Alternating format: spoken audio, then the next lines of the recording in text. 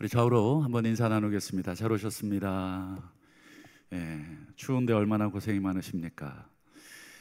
서울에는 서울 경기 이쪽 위쪽으로는 폭설이 내렸는데 아는 지인들이 전주는 어떠냐고, 전주는 은혜의 땅이라고, 해가 쨍쨍하다고.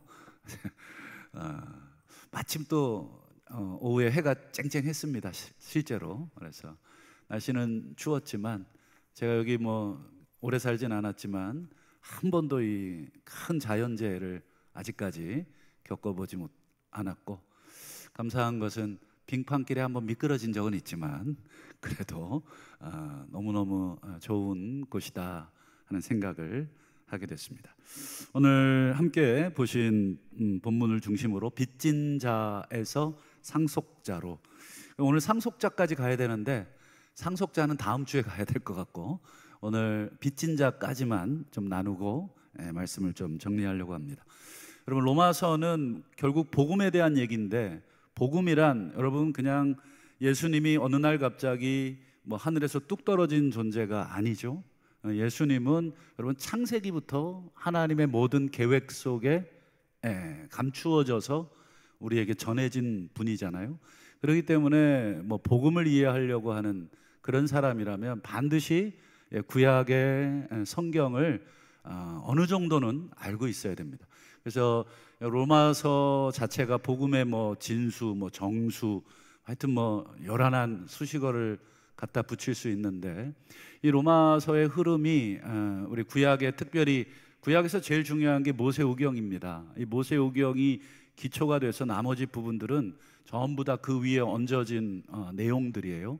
그렇기 때문에 모세오경은 꼼꼼하게 읽으셔야 되고, 기회가 되면 모세오경을 자주 묵상하시는 게 좋습니다. 그리고 항상 어떤 거든지 우리 드라마나 영화나 이런 거 보실 때 제가 늘 강조하지만, 어떤 주인공 얼굴 보고 대사 하나에 은혜 받고 이러지 마시고, 전체 이 드라마가, 또 이 영화가 뭘 얘기하려고 하는가의 전체 흐름을 끊임없이 물어보셔야 돼요. 그래야 장면들이 어떻게 연결이 되는구나, 왜 이 장면이 여기서 나오고 왜 이 대사가 여기서 나오는지 앞뒤를 연결할 수 있는 능력이 없으면, 이게 성경이 그냥 조각조각, 무슨 조각 케이크처럼 그냥 성경은 많이 알고 있는 것 같은데 이 구슬들이 서말인데 꿰어지지가 않습니다.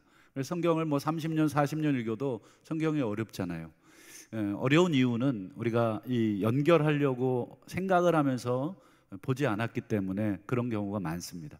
그래서 로마서를 우리가 이제 오늘 8장을 지나가고 있는데, 이제 로마서 이제 16장까지잖아요. 16장 뒷부분은 굉장히 목양적인 부분이에요. 이제 오늘 8장까지가 굉장히 이제 신학적인 설명이고, 이제 그런 부분들에 이제 우리가 어느 정도 이제 정상까지 이제 올라갔어요. 그리고 이제 9, 10, 11장은 이제 다음에 보겠지만 이제 유대인들의 운명에 대한 이야기들을 좀 나누고 있고, 그래서 로마서를 잠깐 간단하게 정리해 보자면, 여러분 창세기부터 쭉 흐름을 정리하시면 너무너무 쉽습니다. 여러분, 인간이 결국 창세기의 주 요점은 무엇입니까? 인간이 하나님의 창조물이지만 하나님의 명령을 떠난 죄를 지었다.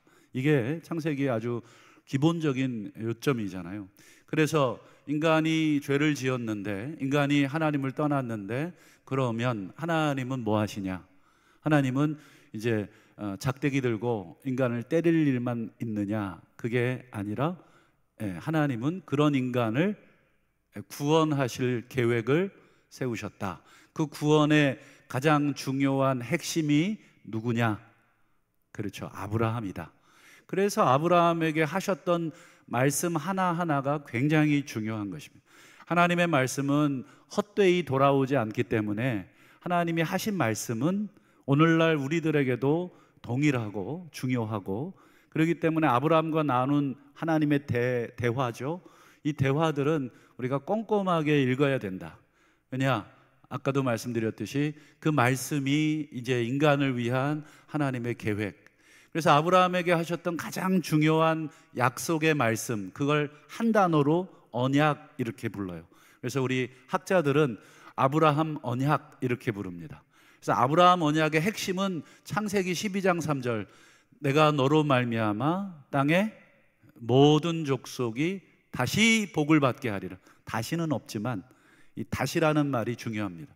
왜냐, 창세기 에덴 동산에서 하나님이 복을 주고 복되게 하고 얼마나 이 에덴 동산의 삶이 복됐습니까? 그러나 죄로 인해서 저주, 이 저주로 뒤바뀌는 이 에덴 동산과 인간의 삶을 지금 아브라함을 통해서 다시 복으로, 그래서 땅의 모든 족속이 너를 통해서 또 너와 너의 후손을 통해서 다시 복되게 하리라. 이게 굉장히 중요한 그 약속이고, 이 약속에 성경 전체가 걸려 있습니다. 그 약속의 성취로 우리 아시는 것처럼 예수께서 오신 것이죠. 그래서 마태복음, 복음서의 처음을 여는 마태복음의 첫 시작이 뭐예요? 아브라함과 다윗의 자손 예수 그리스도. 이게 그냥 쓴 말이 아니라 성경 전체를 찝었을 때 아브라함이 중요하고 다윗이 중요합니다. 그래서 다윗은 사무엘하 7장에 보면 내가 너를 통해 영원한 나라를 만들겠다, 너의 후손에게 정말 더 이상 흔들리지 않는 나라를 세우겠다. 그게 다윗에게 한 다윗 언약이에요. 그렇기 때문에 이 신약 복음서를 시작하는 예수 그리스도를 소개하는 그 첫 문이 아브라함, 다윗, 이 두 사람의 이름이 언급되어 있죠. 근데 이 아브라함이 이제 창세기에 보면은 아시는 것처럼 이 후손들이 어디로 내려가냐면 애굽으로 내려가죠. 그리고 출애굽기 시작해서 애굽에서 하나님이 그들을 구원해내죠. 그것도 아브라함에게 약속하신 대로입니다. 근데 하나님 계획 속에 다 들어가 있는 것인데 결국 400년 만에 하나님이 이스라엘 백성들을 끄집어내서 이 홍해에서 한번 헹구시고, 그게 이제 세례잖아요. 그리고는 광야에서 특별히 어디 있냐면 시내산에서 하나님이 뭘 수요하십니까? 그렇죠. 율법을, 하나님의 말씀을 수요합니다. 이게 굉장히 중요한 과정입니다. 그리고 율법 수요하기 전에 하나님이 이스라엘 백성과 뭐를 맺냐면 소위 언약식을 맺어요. 너희들 내 말 잘 들을래? 그러면 이스라엘 백성이 아멘, 그리고 피를 뿌리죠. 그래서 언약식을 체결하고 너희가 내 말을 잘 듣고 내가 너희들에게 행한 모든 명령을 잘 지키면 너희는 내 소유가 되고 제사장 나라가 되고 거룩한 백성으로 내가 삼겠다. 모든 열방 가운데 너희를 통해서 다시 하나님의 나라를 다시 이 땅 가운데 이루어 주겠다. 이게 하나님의 원대한 계획이셨잖아요. 그리고는 하나님이 이스라엘 백성을 이제 어디로 데려가냐면 가나안 땅. 그래서 여러분, 가나안 땅을 성경 구약에 보면 에덴 동산으로 묘사를 합니다. 그러니까 다시 에덴 동산으로 데려가시는 거예요. 에덴 동산에서 쫓겨났잖아요. 그리고 다시 에덴 동산으로 데려가시는 것입니다. 그리고 실제로 이제 영원한 에덴 동산, 우리 계시록에 나와 있는 에덴 동산에 보면, 요한계시록 여러분 맨 끝에 성경에 보면 여러분 중요한 나무 하나가 나오죠. 어떤 나무가 나오던가요? 요한계시록 22장쯤에 나올 거예요. 생명나무가 나오죠. 생명나무 그러면 여러분 에덴 동산에서 기억나시죠? 동산 중앙에 선악과와 함께 생명나무가 있었는데 선악과를 먹자 하나님이 생명나무를 봉쇄해 버리잖아요. 그 봉인이 어디에서 열립니까? 그렇죠. 요한계시록에서 열리죠. 그러니까 생명나무가 다시 우리 인간들에게 주어지는 이야기. 결국 우리 인생은 에덴에서 시작해서 에덴에서 쫓겨났다가 다시 에덴으로 데려가시는 것이 성경 전체의 드라마의 가장 중요한 줄거리입니다. 근데 그 데려가는 그 주인공이 누구셔요? 그렇죠. 이제 예수 그리스도가 이제 그 주인공으로. 그래서 예수님이 우리 요한복음에 보면 내가 곧 길이요 진리요 생명이 나로 말미암지 않고는, 나를 통하지 않고서는 이 아버지께로, 즉 생명의 근원이신 생명나무 그 자체이신 하나님께로 갈 자가 없다. 그런데 문제는 이 하나님의 모든 계획이 어그러집니다. 하나님의 모든 시나리오가 어그러집니다. 뭐 때문에 어그러집니까? 그렇죠. 이 율법에 대한 인간의 불순종 때문에 억울해집니다. 이 율법, 하나님의 뜻을 순종하고 그 뜻대로 가서 살고 해야 하나님의 그 에덴 동산의 그 완전한 모습이 실현되는데, 여러분, 인간이 문제인 것이죠. 율법이 문제가 아니라, 율법을 여러분 백날 뜯어 고쳐봤자 여러분 인간이 문제입니다.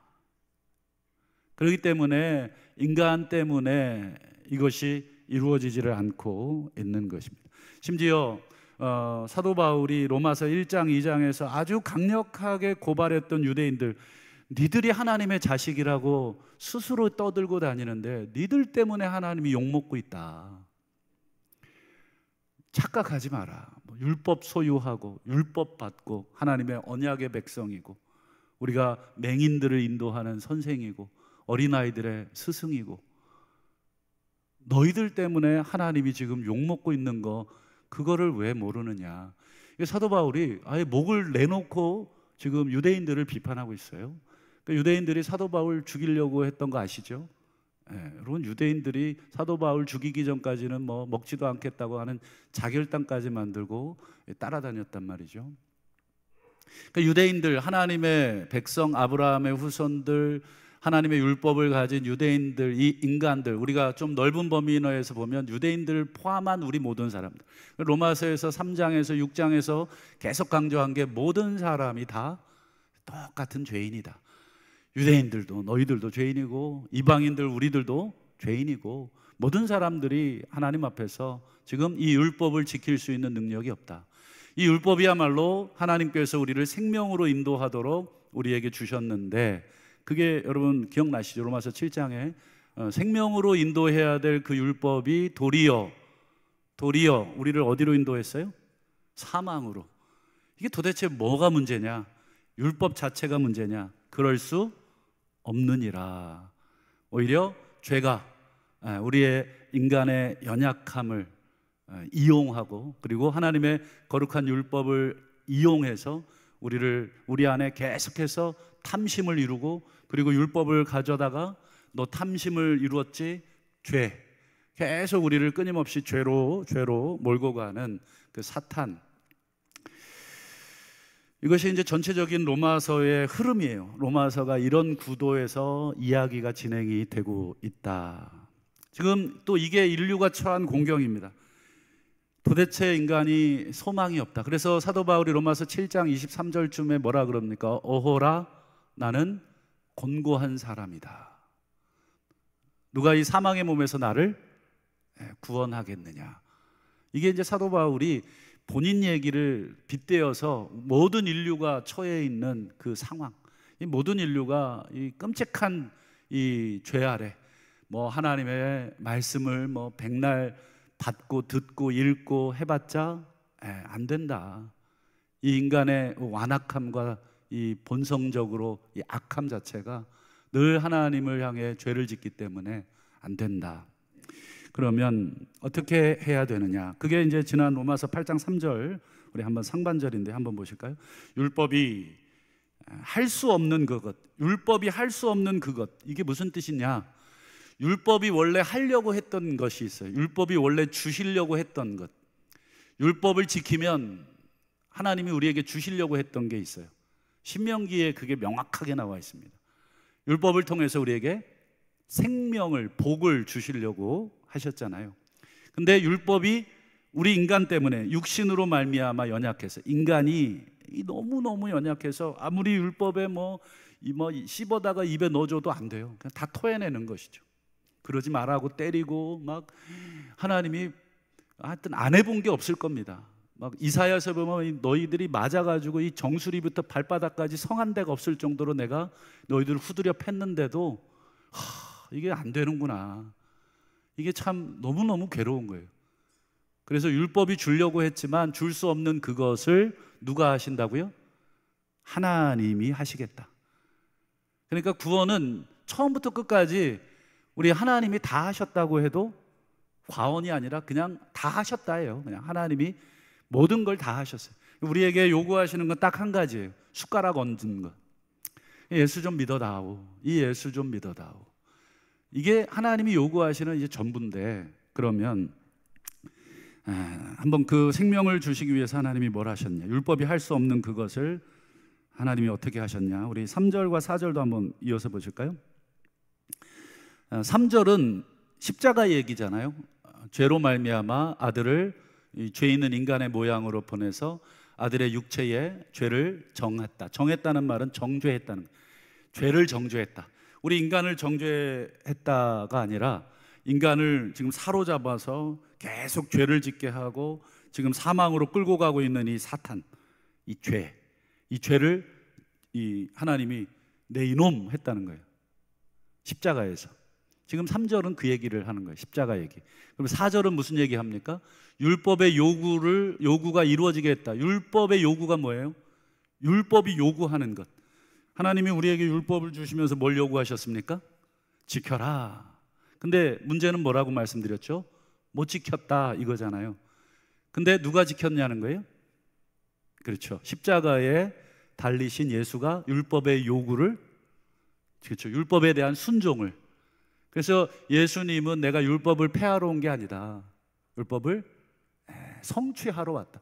그래서 전체 율법에 대해서 예수님이 다 순종하심으로, 그거 누가 했어야 되는 거냐면 우리가 했어야 되는 거를 예수님이 우리의 육체의 모양을 지고 우리 인간이 되셔서 우리 대신 그 일을 다 해주신 것이죠. 그리고 그냥 나 믿으면 돼. 이제 내 안에 들어와. 내가 너희들이 해결할 수 없는 이 죄의 문제 다 해결했어. 이렇게 되는 것이죠. 자, 이제 결론. 바울이 이제 오늘 본문 이제 시작이지만 결론입니다. 율법의 요구를 이루신 다음에 우리를 구원하셨잖아요. 우리를 구원을 완성하셨잖아요. 그러면 자, 12절 보세요. 자, 바울이 그 다음에 우리를 뭐라고, 우리가 빚진 자다. 여러분, 재밌는 표현이에요. 우리를 예수 믿어 구원받은 사람이라고 말해야 되는데, 그렇잖아요.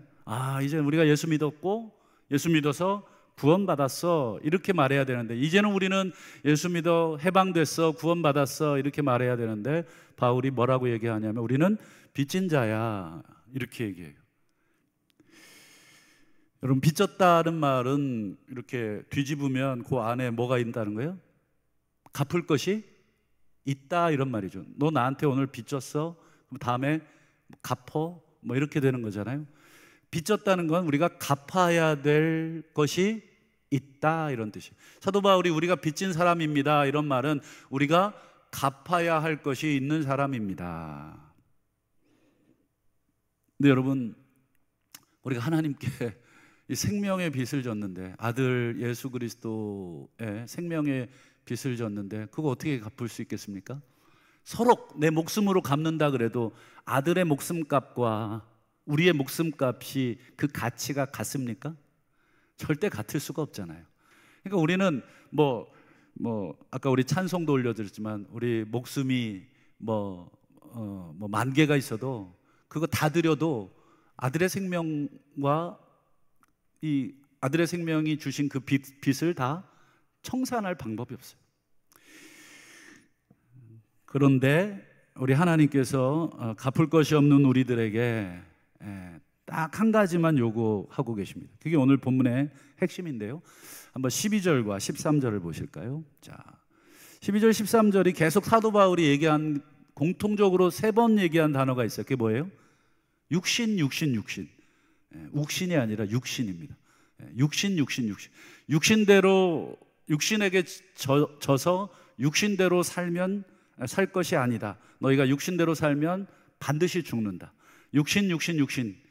사도 바울이 12절과 13절에서 강조한 것은 딱 한 가지, 육신에게 지지 마라.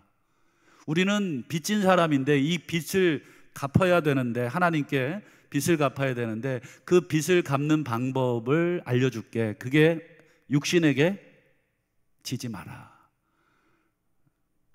육신대로 살지 마라. 그러면 질문, 육신에게 진다는 게 무슨 말이고 육신대로 산다는 게 무슨 말인지를 알아야 육신에게 지지 않을 거 아니겠어요? 육신 그러면 그냥 사람인가요? 우리 사람한테 지지 마라. 반드시 사람 상대하는 일은 반드시 이겨라. 저 사람하고 자존심 싸움도 이기고 저 사람하고 뭐 힘싸움도 이기고 다 이겨라, 이런 얘기인가요? 성경에서 말하는 이 육신이라는 말은 죄된 본성, 이 헬라어로 이 그런 뜻입니다. 죄된 본성. 이 죄된 본성대로 살면 안 된다. 그러면 이 육신대로 산다라는 말을 어디서 사도 바울이 가져왔을까? 사도 바울이 만든 얘기인가? 아니면 어디에서 가지고 온 말인가? 그럼 어떻게 생각하세요? 사도 바울이 이렇게 복음을 쓰다가 이 표현을 써야 되겠다. 육신대로 져서 육신대로 살 것이 아니다. 너희가 육신대로 살면 반드시 죽는다. 물론 사도 바울이 직접 쓰셨지만 이 표현은 정확하게 창세기에서 가지고 온 표현입니다. 여러분, 창세기 노아 시대에 여러분 그 이야기를 읽어보셨을 텐데, 뭐 노아 그러면 우리가 너무 막 홍수 얘기에 막 침몰돼 있어서 그냥 홍수, 그냥 방주 뭐 이 정도로 해서 하나님이 구원하셨다 이렇게 돼 있는데, 왜 홍수를 내렸는지에 대한 이유를 크게 관심을 갖는 분들이 적어요. 여러분, 하나님이 왜 홍수 내렸어요? 근데 보통 어떻게 얘기하냐면 죄 때문에, 맞는 얘기인데 이걸 구체적으로 성경은 얘기하고 있어요. 어떤 죄 때문에? 여러분, 노아 시대 사람들이 어떤 죄 때문에 홍수 심판을 받았습니까? 라고 묻는다면 아마 이 10중 8구는 잘 모르실 거예요. 한번 그 부분을 볼까요? 한번 창세기 6장 3절을 보세요. 자, 이제 노아 시대 이야기잖아요. 하나님이 나의 영이 영원히 사람과 함께 있지 않겠다, 떠나겠다는 거예요. 사람을 떠나겠다. 끔찍한 거죠. 하나님의 영이 떠나면 우리 인생은 그저 정말 껍데기뿐인데 내가 너희들과 함께 하지 않겠다. 그 다음 이유를 설명하세요. 이는 그들이 육신이 된다. 이 육신이라는 단어가 로마서에 나오는 그 육신과 같은 단어입니다. 물론 이거는 히브리어고 로마서는 헬라어인데 어떻게 이게 같을 수 있느냐? 감사하게도 구약 성경이 헬라어로 된 구약 성경이 있어요. 예수님도 헬라어로 된 구약 성경을 인용을 하셨습니다. 그러니까 그만큼 권위가 있고 인정을 받던 그 시대에 구약의 헬라어 번역판이에요. 많은 유대인들이 이 히브리어를 다 잊어버렸어요. 왜냐? 포로로 우리 일제시대의 어머니들이 한국말 다 잊어버리고 일본말 배웠듯이 이 유대인들이 포로 생활하면서 모국어를 다 잊어버렸어요. 그래서 그 당시 세계 공용어였던 헬라어를 익숙하게 쓰다 보니까 이 구약 성경을 읽어낼 방법이 없어요. 그래서 이 헬라어로 구약 성경을 번역한 게 있어요. 그 예수님 시대에도 그게 있었고, 예수님이 구약을 인용하실 때 전부 다 그 헬라어 히브리어 성경을 인용을 하셨습니다. 그러니까 이 같은 단어입니다. 육신이 됐다, 그들이. 그러니까 단순히 이 몸뚱아리로서의 육신이 아니라 그들의 이 죄악된 삶, 그것 때문에 내가 지금 떠나겠다. 도무지 너희들하고 같이 살 수가 없다. 왜? 우리도 누군가와 여러분 같이 유유상종이라는 말, 같이 있으려면 어떻습니까? 같은 기질과 같은 여러분 성품과 이런 것이 만나야 같이 있을 수 있어요. 이게 다르잖아요. 도무지 같이 있을 수가 없어요.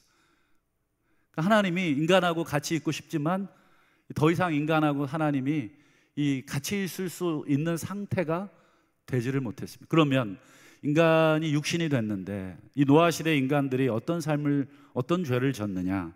우리 창세기 6장 13절을 한번 볼까요?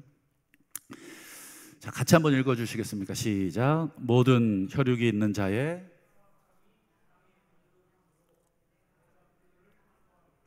멸하리라. 내가 나의 영이 너희와 함께 하지 않겠다는 게 멸하겠다는 뜻인데, 그들이 육체가 됐다는 말을 이렇게 표현합니다. 모든 혈육 있는 자의 포악함이 땅에 가득했다. 저는 이 번역이 조금 아쉽습니다. 포악이라고 하는 말은 조금 넓은 의미의 단어예요. 제가 국어 사전을 찾아보니까 조금 이 원래의 의미를 조금 벗어나는, 원래 이 포악이라는 말이 이제 히브리어로 하마스인데, 뭐 우리 이스라엘과 하마스 전쟁 그 단어인지는 모르겠습니다만 어쨌든 이 하마스라는 단어인데, 이 단어의 1차적인 뜻은 폭력입니다. 폭력. 포악이라는 말은 뭐 우악스러운 것도 있고 뭐 약간 성품적인 것도 있지만, 폭력이라는 것은 뭐예요? 직접적인 어떤 이런 물리적인 폭력, 이런 것입니다. 그래서 뭐 손이나 어떤 이 신체를 이용해서 다른 사람을 친다든지 아니면 도구를 이용해서 친다든지 하는 폭력, 그 단어입니다. 그러니까 정확하게 번역하면 인간의 혈육 있는 자의 모든 폭력이 땅에 가득했다. 그러니까 살 수가 없는 거예요. 폭력이 난무한 세상. 어떻습니까, 여러분? 여러분, 노아 시대에 대한 설명이 나와 있는 성경이 있어요. 우리 성도님들이 잘 안 읽으시는 성경인데, 계시록 바로 앞에 있는, 잘 안 읽으시니까 모르겠죠. 유다서라는 성경이 있어요. 유다서 1장도 아니죠. 그냥 유다서는 한 장입니다. 통으로 그냥 아주 짧습니다. 유다서 우리 14절을 한번 보실까요? 14, 15절을 한번 보세요. 에녹이 누굽니까? 노아의 증조부예요. 노아의 증조부. 할아버지의 아버지, 증조부예요. 증조부. 그러니까 같은 시대에 살았습니다. 노아랑. 그러니까 에녹 시대부터 이 지금 폭력성이 누적이 돼 있는데, 이 노아 시대의 폭력이 어떤 폭력이었냐면, 보세요. 에녹이 이 사람들에 대해서 예언합니다. 이는 무사람을, 하나님이 이제 강림하신다는 거예요. 하나님이 강림하시고, 15절, 이는 무사람을 심판하시는데 경건하지 않는 죄인들이 주를 거슬러 한 모든 완악한 말로 말미암아 그들을 정죄하려고 우리 만군의 주께서 임하시느니라. 이렇게 되어 있습니다. 그러니까 유다서에 이 노아의 증조부께서 에녹이 그 당시에 이제 예언한 부분이, 그 당시의 상황을 우리가 알 수 있는 표현이 하나 있죠. 모든 악한 말. 그러니까 노아 시대의 사람들의 말이 어땠습니까? 이게 하나님이 견딜 수가 없는 말을 하는 거예요. 하나님을 향해서도 마찬가지고 서로를 향해서도 이 폭력적인 말이 너무너무 강한 것입니다. 폭력이라는 게 여러분 그저 주먹으로 때려야만 폭력인가요? 말로 때리는 건 더 아파요. 그렇지 않습니까? 여러분, 말에 한 대 맞아보시면 그거 아마 지금까지 잊혀지지 않고 막 정신이 얼얼하신 그런 말도 있죠. 제가 예전에도 우리 한번 간증 아닌 간증을 했었는데, 제가 학원에서 아이들 가르칠 때 제가 너희들 한 달 안에 내가 죽도록 만들 수 있어. 제가 내기할까? 그랬더니 애들이 에이 뭐 이러더라고요. 자신 있으면 내기하자. 내가 한 달만 나한테 시간 주면 너희들 다 창문에서 뛰어내리게 만들 수 있어. 그게 어떻게 방법이 있겠습니까? 계속해서 언어적으로 걔네들의 인격과 걔네들을 모독하고 얼마든지 그럴 수 있거든요. 그거 우리 잘하는 거거든요. 우리 죄된 인간들이 제일 잘하는 거, 다른 사람 인격 모독하고 다른 사람 뒷담화하고. 여러분, 노아 시대 하나님께서 이 폭력에 대해서 이 에녹으로부터 시작해서 계속해서 하나님이 내가 너희들과 도무지 말을 섞을 수 없고 너희들과 도무지 함께 할 수 없는 이유를 이렇게 설명을 합니다. 그들의 이 폭력이, 특별히 하나님을 향해 거슬리는 그 악한 말, 그리고 서로를 향해 하는 그 악한 말들.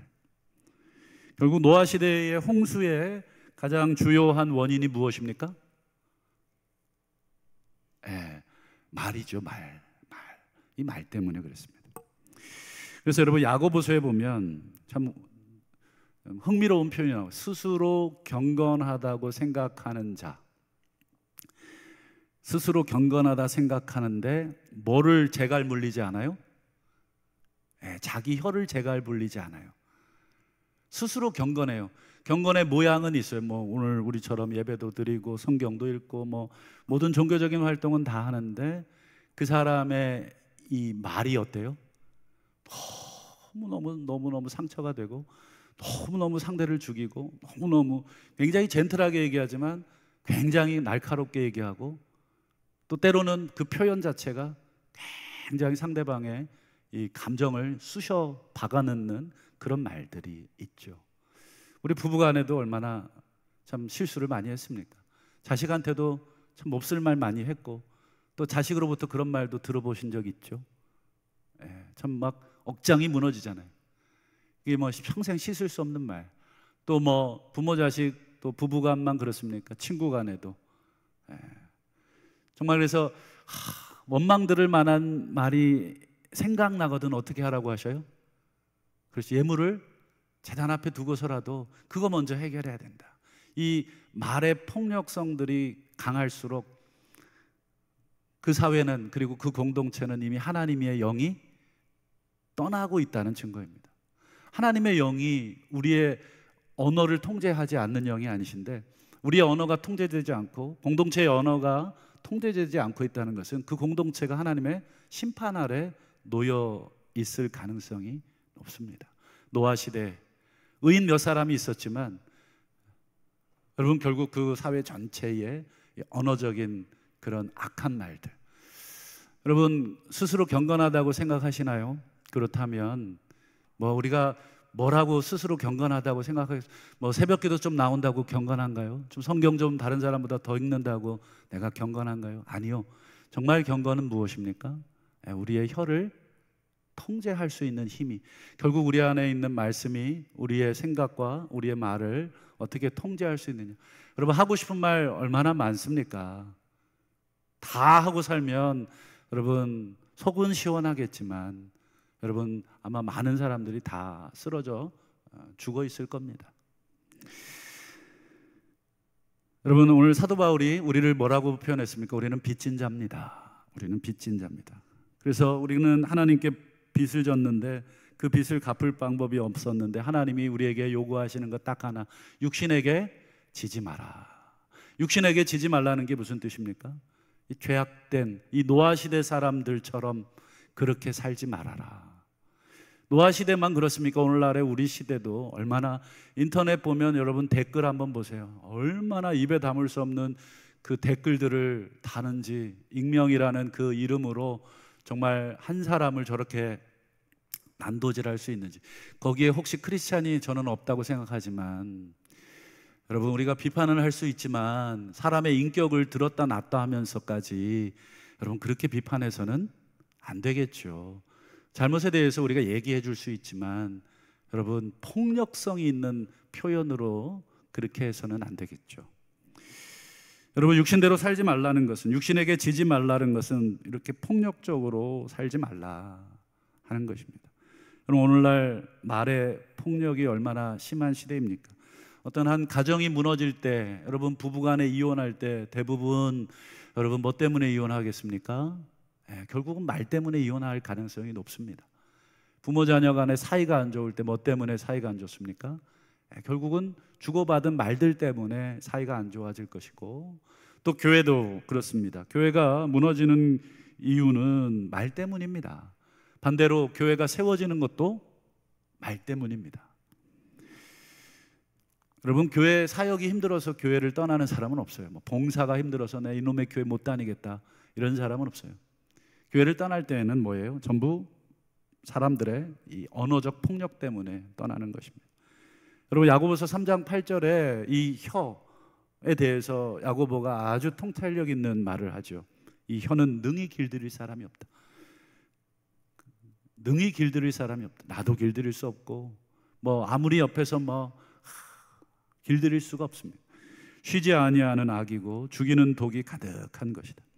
우리의 혀가 통제가 되지 않으면 여러분 우리는 본능적으로 끊임없이 악과 독, 죽이는 독을 내뱉는 말을 할 수밖에 없다. 그래서 바울은 선교사이면서 신학자이면서 목회자였는데, 특별히 목회자로서 바울, 우리 로마서에도 이제 뒷부분 14장, 15장 보면 사도 바울이 계속해서 로마 교인들에게 경계하고 또 경계시키는 게 뭐냐면 말이에요, 말. 너희 제발 말 조심 좀 해라. 서로를 향해서 너무 비판한다. 너무 비판한다. 14장, 15장이 전부 그 얘기입니다. 이게 사도 바울이 복음을 얘기하고 복음으로 세워진 이 교회가 무너지는 것은 결국 말 때문인데, 여러분 이 사도 바울이 그래서 에베소서 4장에 보면 말조심을 이렇게 강조합니다. 무릇 더러운 말은 너희 입 밖에도 내지 마라. 더러운 말이라는 게 그저 좀 비속어 좀 쓰고 이런 뜻이 아니에요. 이 더러운 말은 뒤에 나오는 말과 반대되는 말이에요. 더러운 말이 뭐예요? 덕을 세우는데 소용되지 않는 말, 이게 더러운 말이에요. 사람을 무너뜨리고 공동체를 무너뜨리는 말, 이게 더러운 말이라는 거예요. 그저 뭐 상스러운 말, 뭐 좀 애들 쓰는 말 몇 가지 썼다고 야 너는 이렇게 입이 더러워, 이게 아니라 공동체를 무너지고 아내를 무너뜨리고 남편을 무너뜨리고 자식 무너뜨리고 부모 무너뜨리고 우리 성도를 무너뜨리는 말, 공동체를 무너뜨리게 하는 말, 이 모든 게 다 더러운 말이라는 거예요. 사탄의 말이라는 뜻입니다. 그래서 덕을 세우는데, 이게 덕을이라는 말이 아니라 원래는 집을 세운다는 뜻입니다.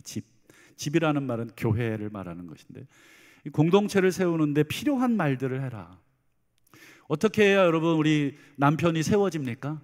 이걸 월급이라고 받아오놓고 뭐 아이고 내가 나가서 일해도 이거보다 많이 벌겠다, 아유 뭐 이게 남편을 세우겠습니까? 죽이겠습니까? 죽이죠. 또 아내도 마찬가지. 이거를 반찬이라고 했냐, 진짜 찍어 먹을 수가 없네, 뭐 이런 말 어떻습니까? 그냥 죽자는 말이죠. 그냥 너랑 나랑 이쯤에서 끝내자, 이런 말입니다. 그럼 끝낼 수 있는 말들은 얼마든지 많이 할 수 있어요. 누구보다 잘할 자신, 죽이는 독을 우리는 얼마든지 얘기할 수 있는 능력자이죠. 근데 이제 사도 바울이 그렇게 하지 마라. 그러면 하나님의 집을 무너지게 하고 그 책임을 어떻게 우리가 감당하겠느냐.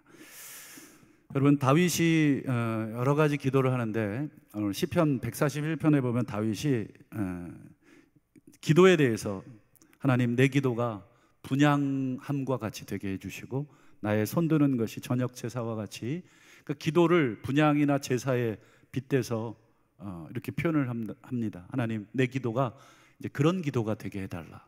그런데 요것까지만 읽으시면 안 되고, 기도가 하나님 앞에 제사처럼 되려면 자신의 기도는 입으로 하는 거잖아요. 하나님 앞에 하나님 우리 교회를 사랑해 주시고 우리 자식을 사랑해 주시고 우리 남편과 아내를 하나님 복 주시고 뭐 우리 뭐 속회를 복 주시고 우리 위원회를 복 주시고 우리 목사님 복 주시고 우리 장로님들 가정에 평안 주시고, 이게 기도잖아요. 우리의 기도가 정말로 진실한 기도, 정말로 제사와 같은 참회의 그런 것들이 되려면 그 다음 구절입니다. 한번 보시죠. 그 다음이 이런 얘기죠. 여호와여 내 입술에, 내 입에 파수꾼을 세우시고 내 입술의 문을 지키소서. 결국 일상의 삶 속에서 여러분 통제되지 않은 언어를 막 가지고 막 이 사람 저 사람 죽이고 와서, 오늘 대표 기도하신 분에게 하시는 얘기 아닙니다. 대표 기도를 얼마나 청산유수처럼 잘합니까? 사랑하게 해주시고 우리의 서로 허물을 덮게 해주시고, 너무너무 아름다운 기도인데 우리의 일상의 삶 속에서는 나갔다 그러면 뭐 해요? 네, 뭐 죽이는 독이고 뭐 쉬지 않는 악의를 쏟아내면서 기도만 하면 그렇게 잘해요. 그 기도가 하나님 앞에 분향함과 같고 저녁의 제사와 같을 수가 없죠.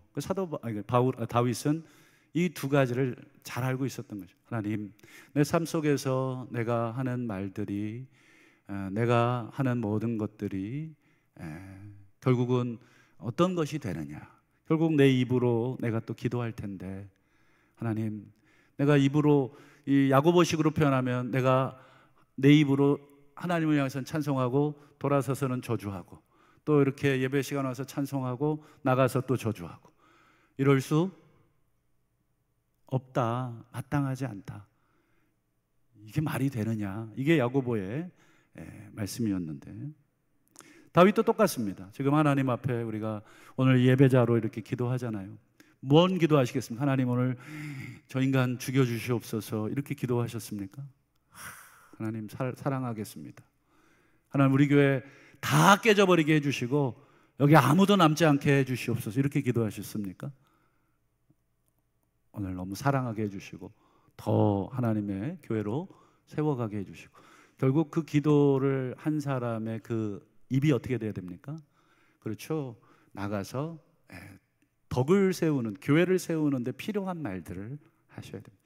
말씀을 맺겠습니다. 지금 내가 해야 되는 말이 꼭 필요한 말인가? 내가 이 말을 해야 되나? 그래, 해야 된다. 판단이 되시거든. 그러면 지금 해야 되느냐? 지금 해야 되느냐? 이 말을 꼭 지금 해야 되느냐? 여러분, 꼭 필요한 말이라고 해도 타이밍이라는 게 있잖아요. 근데 타이밍이 안 맞은 말은 어떻습니까? 잘못된 말과 똑같은데, 꼭 필요한 말인가? 그러면 이 꼭 필요한 말을 해야 되겠으면 지금 해도 되는 말인가? 그래서 이건 지금 해야 되는 꼭 필요한 말이라고 판단이 되거든. 마지막, 친절하게 말하시고 사람을 세우는 쪽으로 말씀을 하셔야 됩니다. 친절하게 말하시고. 그래서 사도 바울이 서로 친절하게 대하라. 그게 실제적으로 사도 바울의 가르침이에요. 친절해라. 태도의 친절함도 있고 말의 친절함도 있는 거예요. 여러분, 우리가 해야 될 말이라 그런다면, 기왕에 하셔야 될 말이라고 한다면 어떻습니까? 지금 해야 되느냐? 꼭 지금 해야 될 말이시거든. 장로님, 장로님 너무너무 수고 많으십니다. 물론 저도 부족하지만 우리 장로님과 함께 이렇게 하고 싶은 게 있습니다. 뭐 이렇게 얘기해서 여러분 상대를 세워가고 같이 세워갈 수 있는 말인가? 말씀을 맺겠습니다. 바라기는 오늘 우리는 빚진 자입니다. 빚진 자는 해야 될 것, 빚을 갚아야 되는데, 하나님이 요구하시는 빚은 육신에게 지지 마라. 육신이 되지 마라. 노아 시대의 사람들처럼 그런 육체의 삶을 살지 마라. 오직 성령께 이끌려서 사람을 세우고, 우리 부부를 세우고, 또 자녀들을 세우시고, 또 친구와 성도들을 세우시고, 더 나아가서 우리가 여기서 호흡하는 이 영적 공동체인 우리 교회 공동체를, 여러분, 나의 어리석은 말로 허무는 그런 어리석은 자, 그런 스스로 경건하다고 착각하는 그런 일이 없도록 항상 우리가 하나님의 교회를 잘 세워갈 수 있는 내 입에 파수꾼을 세워달라, 이렇게 기도하시는 우리 빚진 자가 되시기를 주님의 이름으로 축원합니다.